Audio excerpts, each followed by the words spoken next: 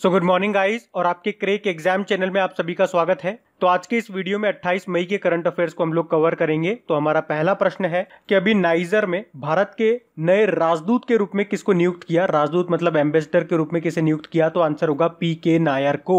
तो अभी भारत सरकार ने पीके नायर को नाइजर गणराज्य में भारत का नया राजदूत नियुक्त किया है। वैसे ये पीके नायर अभी वर्तमान में हम्बन टोटा में भारत के महावाणिज्य दूत यानी कि काउंसिल जनरल ऑफ इंडिया हैं और जल्द ही ये नाइजर में भारत के नए राजदूत का पद संभाल लेंगे। अच्छा, अभी रिसेंटली कुछ और एम्बेसडर भी न्यूज में थे, जैसे कि नम्रता एस कुमार, ये स्लोवेनिया में भारतीय राजदूत बनी थी। जयदीप मजूमदार ऑस्ट्रिया में भारतीय राजदूत बने थे। पीयूष श्रीवास्तव ये बहरीन में भारतीय राजदूत बने थे। इसके अलावा आपको याद होगा दीपक मित्तल के बारे में, कतर में भारतीय राजदूत बने थे। और अजय कुमार की बात करेंगे तो युगांडा में भारतीय उच्चायुक्त हाई कमिश्नर बने थे। उसी तरह से अभिषेक सिंह ये वेनेजुएला में भारतीय राजदूत बने थे और जावेद अशरफ ये फ्रांस में बने थे। एक संजय कुमार पांडा का नाम भी न्यूज में आया था, टर्की में भारतीय राजदूत बने थे ये। और तरनजीत सिंह संधू की बात कर लें, यूएसए में भारतीय राजदूत बने ये। गोपाल बागले, इनका नाम भी अभी न्यूज में था, श्रीलंका में भारत के उच्चायुक्त हाई कमिश्नर बने थे। और अजय बिसारिया कनाडा में भारत के उच्चायुक्त बने थे ये। और नेपाल में भारतीय राजदूत कौन बने थे, तो विनय मोहन क्वात्रा बने थे। तो ये भी जितने भी नाम अभी न्यूज में थे सबका मैंने आपको रिवाइज करा दिया है, तो ये आप ध्यान रखना। अब यहाँ पे बात नाइजर की है, तो ये रहा मैप में नाइजर, कैपिटल इसकी नियामी है। करेंसी की बात करेंगे, देखो इसकी करेंसी इंपॉर्टेंट है। पहले इसकी करेंसी थी वेस्ट अफ्रीकन CFA फ्रैंक, लेकिन अगर डेली आप लोग हमारा करंट अफेयर्स का लेक्चर पढ़ते होंगे तो मैंने आपको बताया था कि कुछ समय पहले ही 8 अफ्रीकी देशों ने अपनी करेंसी को चेंज करके एको कर लिया था, उसमें से एक था नाइजर। अच्छा, वो 8 अफ्रीकी देश कौन कौन से हैं वो भी मैं आपको रिवाइज कराता हूँ। माली था, नाइजर हो गया, Senegal, Benin, Togo, Burkina Faso, Guinea Bissau और आइवरी कोस्टा। तो ये आपको याद रखना है। प्रेसिडेंट इसके महामदो इस्सोफो है। बढ़ते हैं आगे।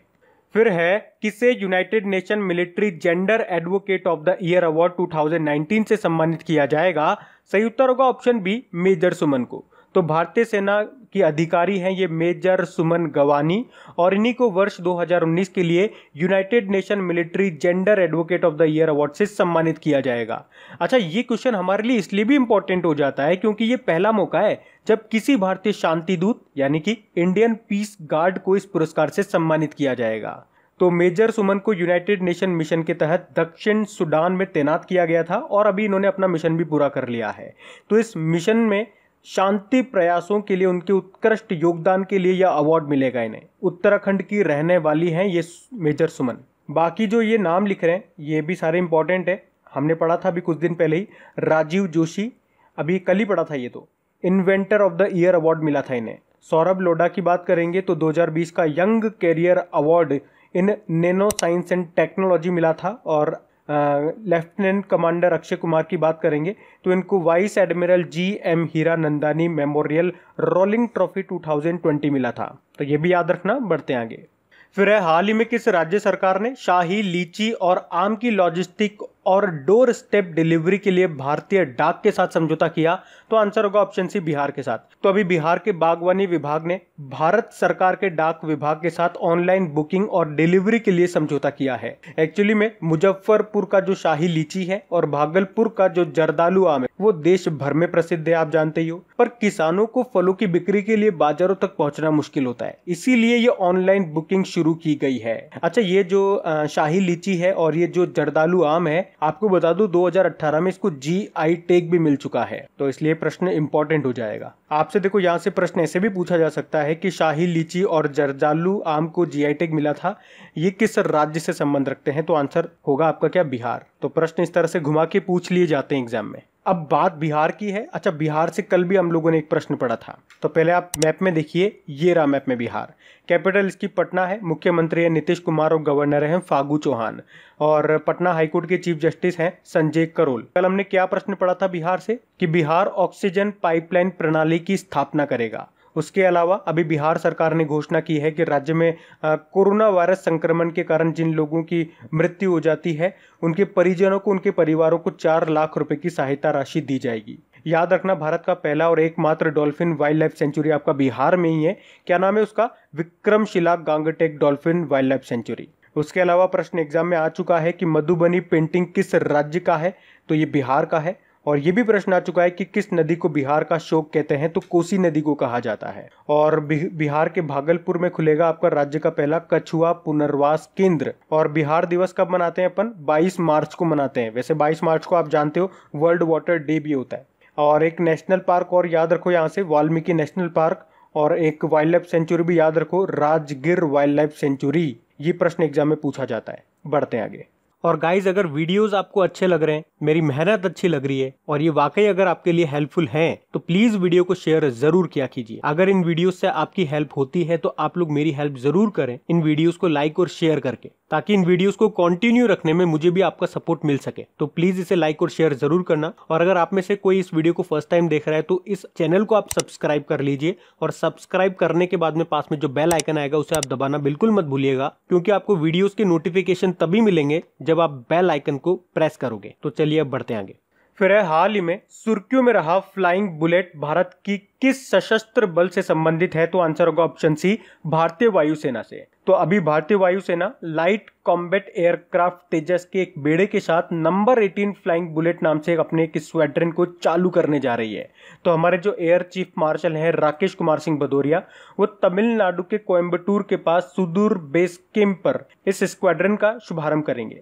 स्क्वाड्रन मतलब होता है वायुसेना की एक टुकड़ी। तो हल्के लड़ाकू विमान यानी कि लाइट कॉम्बैट एयरक्राफ्ट तेजस के साथ काम करने वाला ये दूसरा भारतीय वायुसेना का दस्ता होगा। अच्छा, जो हमारा हिंदुस्तान एरोनॉटिकल लिमिटेड है, जिसका हेडक्वार्टर आपका बेंगलुरु में है, उसके द्वारा ही बनाया गया है इस चौथे पीढ़ी के सुपरसोनिक विमान, जिसका नाम है तेजस। बाकी वायुसेना से बात करेंगे तो हमारे एयर चीफ मार्शल कौन है? राकेश कुमार सिंह भदौरिया है। ये आपको ध्यान रखना है। बढ़ते आगे। फिर है, हाल ही में नासा ने अपने अगली पीढ़ी के स्पेस टेलीस्कोप का नाम बदल करके वाइड फील्ड इंफ्रारेड सर्वे टेलीस्कोप रखा है। आपको बताना है इसे कब लॉन्च किया जाएगा? तो आंसर होगा 2025 तक। तो अभी नासा ने अपने अगली पीढ़ी के स्पेस टेलीस्कोप का नाम बदल करके नैन्सी ग्रेस रोमन के सम्मान में वाइड फील्ड इंफ्रारेड सर्वे टेलीस्कोप रखा है, और इस टेलीस्कोप को 2025 में लॉन्च किया जाएगा। अच्छा, ये नैन्सी ग्रेस रोमन मैंने आपको बोला, तो कौन थी ये? तो ये अमेरिकी अंतरिक्ष एजेंसी की पहली मुख्य खगोल वैज्ञानिक थी। तो इन टेलीस्कोप से दूर के जो प्लैनेट्स होते हैं उनकी खोज करने में मदद मिलेगी। नासा की बात करेंगे, नासा मतलब होता है national aeronautics and space administration. इसकी स्थापना 1958 में हुई थी। आपके डीआरडीओ की भी स्थापना 1958 में हुई थी, ये भी याद होगा आपको। हेडक्वार्टर वॉशिंगटन डीसी में है और इसके अध्यक्ष हैं जिम ब्रिडस्टीन। अच्छा, अभी आपको याद होगा नासा ने कोविड-19 से निपटने के लिए वाइटल नाम का एक हाई प्रेशर वेंटिलेटर बनाया था। इसके अलावा नासा की 2024 तक चांद के साउथ पोल पर पहला मानव शिविर आर्टेमिस स्थापित करने की योजना है। नासा की एक अंतरिक्ष यात्री का नाम आपको याद रखना है, क्रिस्टीना कोच। क्यों याद रखना है? क्योंकि अंतरिक्ष में सबसे लंबे समय तक रहने का रिकॉर्ड बनाया है इन्होंने महिलाओं में, 328 दिनों तक रही है ये, तो इतना याद रखना। बढ़ते हैं आगे। फिर है, हाल ही में चीन ने अपने पहले मानव रहित ड्रोन हेलीकॉप्टर का परीक्षण किया है। आपको बताना है इसका नाम क्या है? तो आंसर होगा AR-500C। तो अभी चाइना ने अपने पहले मानव रहित ड्रोन हेलीकॉप्टर का परीक्षण किया है और इसका नाम क्या रखा है? AR-500C। इसे जो है वो भारत तिब्बत बॉर्डर पर तैनात किया जा सकता है निगरानी के लिए। इसका जो वजन होगा, वेट है, वो 500 किलोग्राम है। इसकी जो स्पीड है चलने की वो है 170 किलोमीटर पर आवर की स्पीड से उड़ता ही है, और ये लगातार 5 घंटे तक उड़ सकता है और 6700 मीटर की ऊंचाई तक ये उड़ सकता है। अब बात चाइना की है, तो ये रहा मैप में चाइना। कैपिटल इसकी बीजिंग है। आपको याद होगा शंघाई कोऑपरेशन ऑर्गेनाइजेशन का हेडक्वार्टर आपका बीजिंग में ही है। उसी तरह से एशियन इंफ्रास्ट्रक्चर इन्वेस्टमेंट बैंक का हेडक्वार्टर भी यहीं पर है। और आपको याद होगा 2022 में जो विंटर ओलंपिक गेम्स होने वाले हैं वो भी आपके बीजिंग में ही होंगे। इसके अलावा कुछ और इंपॉर्टेंट इवेंट्स में आपको बताता हूँ जो भी न्यूज में थे, जैसे कि एशियन पैरा गेम्स जो कि 2022 में होंगे, ये चाइना में ही होंगे। और अभी इसका मैस्कॉट भी जारी कर दिया गया था, शुभंकर फेई। और याद होगा तीसरा जो एशियन यूथ गेम्स होगा 2021 में, ये भी चाइना में होगा, चाइना के शांटाओ में। और 19वां जो एशियन गेम्स होंगे 2022 में वो भी चाइना में होंगे, चाइना के हांगझाओ में। इसके अलावा एक पॉइंट मैं आपको बता दूं, अभी चाइना ने अपना रक्षा बजट को बढ़ा करके $179 अरब कर दिया है। पिछले साल तक ये 177 था और अब कितना कर दिया? $179 अरब कर दिया। इसके अलावा चाइना की जो करेंसी है वो रेनमिन भी है। और अभी आपको याद होगा चाइना ने अपनी डिजिटल करेंसी को लॉन्च किया है, उसका नाम क्या है? DCEP। यानी कि digital currency electronic payment. President हैं शी जिनपिंग। अच्छा, भारत और चाइना की बॉर्डर लाइन को क्या कहते हैं? मैकमोहन लाइन कहते हैं। और आपको याद होगा अभी अंतरराष्ट्रीय पेटेंट फिलिंग में टॉप पे रहा था कौन सा देश? चाइना टॉप पे रहा था, जबकि FIDE-Chess.com जो चेस कंपटीशन हुआ था ऑनलाइन उसमें भी विजेता रहा था चाइना। बढ़ते आगे। फिर हाल ही में किस राज्य सरकार ने प्रवासन आयोग यानी कि माइग्रेशन कमीशन की स्थापना करने का निर्णय लिया है? तो आंसर होगा उत्तर प्रदेश सरकार ने। तो अभी उत्तर प्रदेश सरकार ने घर लौटने वाले श्रमिकों के लिए रोजगार खोजने में मदद करने के लिए एक आयोग यानी कि माइग्रेशन कमीशन का गठन करने का निर्णय लिया है। तो जो भी राज्य उत्तर प्रदेश से मजदूर चाहते हैं तो उससे इस आयोग की अनुमति परमिशन लेनी होगी। तो ये आयोग ये देखेगा कि श्रमिकों को उनके अधिकार तो मिल रहे हैं ना, उनका शोषण तो नहीं किया जा रहा, ये सब देखेगा। अब बात उत्तर प्रदेश की है तो ये रहा मैप में उत्तर प्रदेश। कैपिटल क्या है इसकी? लखनऊ है। अच्छा, लखनऊ किस नदी के किनारे स्थित है? ये प्रश्न पूछा जाता है एग्जाम में। तो गोमती नदी के किनारे। और जो हमारे रक्षा मंत्री हैं राजनाथ सिंह जी, उनका निर्वाचन क्षेत्र भी है लखनऊ। मुख्यमंत्री है योगी आदित्यनाथ और गवर्नर है आनंदीबेन पटेल। इसके अलावा कुछ और इंपॉर्टेंट पॉइंट्स मैं आपको बताता हूं उत्तर प्रदेश से जो अभी न्यूज में थे। जैसे कि अभी सभी जिलों के अस्पतालों में वेंटिलेटर सुविधा देने वाला पहला राज्य बना उत्तर प्रदेश। उसके अलावा प्रवासी राहत मित्र एप्लीकेशन को लॉन्च किया है इसने, और कोरोना कवच एप्लीकेशन को भी लॉन्च किया था। एक जन सुनवाई पोर्टल को भी लॉन्च किया था। और याद रखना वर्चुअल अदालतों के जरिए जन सुनवाई करने वाला पहला राज्य बना था आपका उत्तर प्रदेश। और राज्य के बाहर फंसे हुए लोगों को राज्य में वापस लाने के लिए जन सुनवाई पोर्टल भी लॉन्च किया था। उसके अलावा उत्तर प्रदेश के किंग जॉर्ज मेडिकल यूनिवर्सिटी पहला सरकारी अस्पताल बना था प्लाज्मा थेरेपी का इस्तेमाल करने वाला। और कोरोना वायरस की पूल टेस्टिंग करने वाला पहला राज्य भी आपका यही बना था। और उसके अलावा अन्नपूर्णा और आपूर्ति पोर्टल भी लॉन्च किया गया था उत्तर प्रदेश सरकार के द्वारा। उसके अलावा आयुष कवच कोविड एप्लीकेशन को भी लॉन्च किया था। इसके अलावा अभी उत्तर प्रदेश सरकार ने सिडबी के साथ मिलकर के यूपी स्टार्टअप फंड भी लॉन्च किया था। ये तो अपन ने कुछ दिन पहले ही पढ़ा है। साथ में याद रखना देश की पहली ट्रांसजेंडर यूनिवर्सिटी आपके कहां पे बनेगी? उत्तर प्रदेश के कुशीनगर में। और देश की पहली नेशनल पुलिस यूनिवर्सिटी ये ग्रेटर नोएडा में बनेगी। इसके अलावा एक और पॉइंट याद रखो कि देश का पहला जानवरों का युद्ध स्मारक वॉर मेमोरियल ये भी बनेगा उत्तर प्रदेश के मेरठ में। तो ये कुछ इंपॉर्टेंट पॉइंट्स मैंने आपको बताया, इनको ध्यान रखना। बढ़ते आगे। फिर है हाल ही में फेसबुक ने किस नाम से एक कॉलिंग एप्लीकेशन लॉन्च किया है? तो आंसर होगा ऑप्शन सी केचअप नाम से। तो अभी फेसबुक ने केचअप नाम से एक कॉलिंग एप्लीकेशन लॉन्च किया है। और इस कॉलिंग एप्लीकेशन से आप कॉल करते समय एक साथ 8 लोगों को कॉल पे ले सकते हैं। यानी कि जब आप कॉन्फ्रेंसिंग पे लेते हैं तो इस तरह से 8 लोगों को आप कॉन्फ्रेंसिंग पे ले सकते हैं। फेसबुक की बात करेंगे तो इसकी स्थापना 2004 में हुई थी। कैलिफोर्निया यूएस में इसका हेडक्वार्टर है और इसके जो फाउंडर है वही सीईओ हैं, उनका नाम है मार्क जकरबर्ग। अभी आपको याद होगा फेसबुक ने जियो प्लेटफॉर्म में 9.99% की हिस्सेदारी को खरीद लिया है। और अभी हमने पढ़ा भी था फेसबुक ने शॉप्स नाम से अपना ई-कॉमर्स बिजनेस भी शुरू किया है। तो ये भी याद रखना। बढ़ते आगे।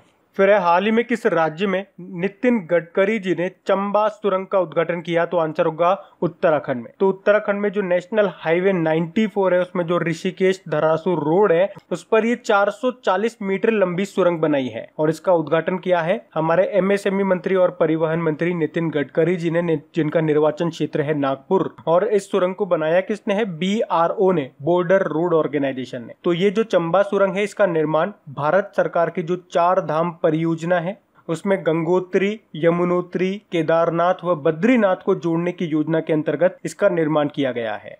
अब उत्तराखंड में किया गया है तो ये रहा मैप में उत्तराखंड। कैपिटल इसकी देहरादून है। और मैं कई बार आपको बता चुका हूं इसकी जो समर कैपिटल है वो अब क्या होगी? गैरसैंण होगी। मुख्यमंत्री है त्रिवेंद्र सिंह रावत और गवर्नर है बेबी रानी मौर्य। और इसके चीफ जस्टिस का नाम क्या है? इसके चीफ जस्टिस का नाम है रमेश रंगनाथन। इसके अलावा भी उत्तराखंड सरकार ने बेरोजगार युवाओं को नौकरी के अवसर दिलाने में सहायता करने के लिए होप पोर्टल भी लॉन्च किया था। उसके अलावा वैसे अभी दृष्टि पोर्टल भी लॉन्च किया था इन्होंने। और अभी 1 से 7 मार्च तक अंतरराष्ट्रीय योग महोत्सव का आयोजन किया गया था ऋषिकेश में। और ऋषिकेश में ही भारत के पहले ग्लास फ्लोर सस्पेंशन ब्रिज का निर्माण किया जाएगा गंगा नदी पे, जिसका फ्लोर ग्लास का होगा, ट्रांसपेरेंट होगा, आप आर पार देख सकोगे। उसके अलावा याद रखना कृषि भूमि को पट्टे यानी कि लीज पर देने वाला पहला राज्य आपका यही बना था। और यहाँ पे एक डैम और एक नेशनल पार्क बहुत इंपॉर्टेंट है, टेहरी डैम, जो कि एग्जाम में पूछा जाता है कई बार। ये आपका कहाँ पर है? उत्तराखंड में है। भारत का सबसे ऊंचा डैम है ये। और किस नदी पे पूछेंगे तो भागीरथी नदी पे। एक नेशनल पार्क भी याद रखो, Jim Corbett national park, Bharat का पहला नेशनल पार्क है ये। इसको पहले हेली नेशनल पार्क के नाम से जाना जाता था और इसमें से एक नदी निकलती है, उसको कहते हैं रामगंगा नदी। ये प्रश्न भी पूछ लिया जाता है। और जिम कॉर्बेट नेशनल पार्क तो वैसे ही अभी न्यूज में था, क्योंकि ये कोविड-19 के लक्षणों वाले जानवरों के लिए क्वारंटाइन सेंटर बनाया गया था यहाँ पे। इसके अलावा देश का दूसरा ट्यूलिप गार्डन भी आपके उत्तराखंड के पिथौरागढ़ में ही बनने वाला है। पहला आपके श्रीगंगानगर में है जम्मू कश्मीर में, जो कि भारत का ही नहीं एशिया का सबसे बड़ा ट्यूलिप गार्डन है। ट्यूलिप एक तरह का फूल होता है। इसके अलावा याद रखना नंदा देवी नेशनल पार्क यहीं पर है। गंगोती नेशनल पार्क है यहाँ पे। और फूलों की घाटी जिसे इंग्लिश में बोलते हो, flower of valley national park भी है यहाँ पे। और एक राजाजी नेशनल पार्क, वो भी यहीं पर है। तो ये भी याद रखने। बढ़ते आगे। फिर है, हाल ही में किस राज्य सरकार ने किसानों को अनुबंध कृषि की अनुमति दे दी है? तो आंसर होगा उड़ीसा ने। अनुबंध कृषि मतलब कॉन्टेक्ट फार्मिंग, तो इसकी अनुमति दे दी है उड़ीसा गवर्नमेंट ने। अच्छा, उड़ीसा से एक अपॉइंटमेंट आपको याद रखना है जो कि काफ़ी इंपॉर्टेंट है। अभी उड़ीसा के नए चीफ जस्टिस कौन बन गए हैं? तो मोहम्मद रफीक बन गए हैं। तो आप पहले मैप में देखिए, ये रहा उड़ीसा, जिसकी कैपिटल है भुवनेश्वर। आपको याद होगा खेलो इंडिया यूनिवर्सिटी गेम्स का पहला संस्करण इसी साल भुवनेश्वर में ही आयोजित किया गया था। मुख्यमंत्री हैं नवीन पटनायक। और नवीन पटनायक से एक पॉइंट आपको याद रखना है, इसी साल पेटा जो कि जानवरों के हितों के लिए काम करने वाली एक ऑर्गेनाइजेशन है, संस्था है, उसने अभी इनको हीरो टू एनिमल अवार्ड से सम्मानित किया था। पेटा मतलब ऐसे होता क्या है? People for the ethical treatment of animal. Governor है गणेशी लाल। इसके अलावा उड़ीसा सरकार ने ही मो जीवन पहल शुरू की थी, मो प्रतिभा पहल भी शुरू की थी। याद रख लो, सिंपल सा, किसी भी योजना के आगे, किसी भी पहल के आगे अगर मो आ रहा है, मो बस सेवा, मो परिवार सेवा, इस तरह से, तो वो उड़ीसा की ही होगी। इसके अलावा अभी उड़ीसा गवर्नमेंट ने कहा है कि कोविड-19 से मरने वाले पत्रकारों के परिवारों को 15 लाख रुपए दिए जाएंगे। अच्छा, एक इंपॉर्टेंट प्रश्न मैं आपको बताता हूँ, पूछा जाता है एग्जाम में कि ब्लैक पगोडा टेम्पल किसे कहा जाता है? तो कोणार्क सन टेम्पल को कहा जाता है। आपका जो 10 रुपए का नोट है उस पे इसी का चित्र अंकित है। और कोणार्क सन टेम्पल ये भी न्यूज में भी था, क्योंकि केंद्र सरकार ने कोणार्क सन टेम्पल और कोणार्क शहर को पूरी तरह से सौरकरण यानी कि सोलराइजेशन करने की योजना बनाई है। और यहाँ पे एक डैम है जो कि भारत का सबसे लंबा डैम है, नाम है हीराकुड डैम। ये भी आपका उड़ीसा में ही है। किस नदी पे है? तो महानदी पे है। इसके अलावा ये जो आप देख रहे हो, ये भारत की सबसे बड़ी और विश्व की दूसरी सबसे बड़ी तटीय झील है, खारे पानी की झील है। इसका क्या नाम है? इसका नाम है चिल्का लेक। और आपको याद होगा भारत पेट्रोलियम ने उड़ीसा के बोलंगीर जिले में एलपीजी बोटलिंग प्लांट भी लगाया है। इसके अलावा याद रखना, अभी उड़ीसा गवर्नमेंट ने लिकर यानी कि जो शराब वगैरह होती है उसके एमआरपी पर 50% एडिशनल कोविड फीस लगा दी है। तो ये भी ध्यान रखना। बढ़ते हैं आगे। फिर है, हाल ही में श्यामला जी भावे का निधन हो गया है। ये क्या थी? तो सही उत्तर होगा ये गायिका थी। तो शास्त्रीय संगीतकार थी ये श्यामला जी भावे, और अभी इनका निधन हो गया है। इन्होंने भारत के पहले संस्कृत धारावाहिक कादम्बरी का संगीत भी तैयार किया था और इन्हें उभय गण विदुषी और कर्नाटक राज्योत्सव पुरस्कार से भी सम्मानित किया जा चुका था। तो इनका नाम याद रखना है, श्यामला जी भावे, जो कि गायिका थी। बढ़ते हैं आगे।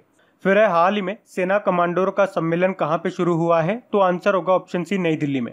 तो अभी नई दिल्ली में सेना कमांडरों का सम्मेलन शुरू हो चुका है। ये इस सम्मेलन का पहला चरण है जो कि 27 से 29 मई तक चलेगा। और ये पहले वैसे अप्रैल में होने वाला था, लेकिन कोविड-19 के कारण नहीं हो पाया। ये साल में 2 बार होता है, तो अभी तो पहला हो रहा है और दूसरा चरण कब होगा इसका? ये जून में होगा। अच्छा, हमारे भारतीय सेना के प्रमुख कौन है? आर्मी चीफ मनोज मुकुंद नरावने हैं। तो अब बात करेंगे कल के वीडियो में पूछे गए प्रश्न के उत्तर की। तो कल के वीडियो में आपसे पूछा गया था कि हमारे जो स्वास्थ्य मंत्रालय है उसने ड्रग रेगुलेटरी सिस्टम में सुधार के लिए नई समिति का गठन किया है। इसकी अध्यक्षता कौन करेंगे? तो आंसर होगा ऑप्शन ए, राजेश भूषण। आप सभी ने प्रश्न का बिल्कुल सही उत्तर दिया है। और गाइज, अगर वीडियो को लाइक और शेयर करना आप लोग भूल गए हैं तो प्लीज इसे एक बार लाइक जरूर कर दीजिएगा, और अपने दोस्तों के साथ में, या अगर आपका कोई स्टडी ग्रुप है तो प्लीज वहां पे एक बार इस वीडियो को शेयर जरूर कर देना। तो गाइज, इन सभी क्वेश्चंस का क्विज बना करके मैंने एप्लीकेशन पे अपलोड कर दिया है। तो अगर आपने वीडियो बिल्कुल ध्यान से देख लिया है तो वहां जाइए और इन सभी क्वेश्चंस का आप प्रैक्टिस लगा लीजिए, ताकि ये सारे क्वेश्चंस आपको अच्छी तरीके से याद हो जाए। और जो नए स्टूडेंट इसे पहली बार देख रहे हैं, आपको बता दूं कि क्विज में अब रैंकिंग फीचर भी ऐड हो चुका है। तो अगर आप कम समय में ज्यादा से ज्यादा क्वेश्चन राइट करते हो तो आपका नाम आपके फोटो के साथ टॉप 10 स्टूडेंट्स में आपको दिखाई देगा। आपको ही नहीं, जितने भी लोग क्विज लगाएंगे उन सबको दिखाई देगा। कुछ इस तरीके से, ताकि आपको भी एक अंदर से मोटिवेशन मिल सके कि आपको भी यहां तक पहुंचना है, ताकि सब लोग आपको टॉप 10 में देख सकें। और वैसे भी आप तो आपके इन करंट अफेयर्स का रिवीजन करवाने के लिए मैं इसका ऑडियो भी तैयार कर रहा हूं, तो दिन में 4 से 5 मिनट निकाल करके वो आप ऑडियो सुन लीजिए, ताकि आपका इन करंट अफेयर्स का फिर से रिवीजन हो जाए। क्योंकि आपको पता है चीजों को पढ़ना इंपॉर्टेंट है, लेकिन समय समय पर उनका रिवीजन करना बहुत ज्यादा जरूरी है। रिवीजन नहीं करोगे तो वो सारी चीजें आप भूल जाओगे। तो आप ही के लिए मैं इसका रिवीजन ऑडियो तैयार कर रहा हूं। तो उस ऑडियो का लिंक मैंने नीचे डिस्क्रिप्शन में दे दिया है, वहां जाकर के आप मुझे फॉलो कर लीजिए। और फॉलो करने के बाद में पास में जो बेल आइकन आएगा आप उसे जरूर दबा लेना, ताकि जब भी मैं ऑडियो अपलोड करूं उसका नोटिफिकेशन आपको मिल सके। और एप्लीकेशन अगर अभी तक आपने डाउनलोड नहीं किए तो उसका लिंक भी आपको नीचे मिल जाएगा। वहीं पे आपको क्विज, वीडियो, पीडीएफ सब मिल जाएंगे। तो इस प्रश्न का उत्तर आता है तो कमेंट बॉक्स में जरूर टाइप करिए। चलिए अब मिलते हैं करंट अफेयर्स के रिवीजन वीडियो में। Thank you guys.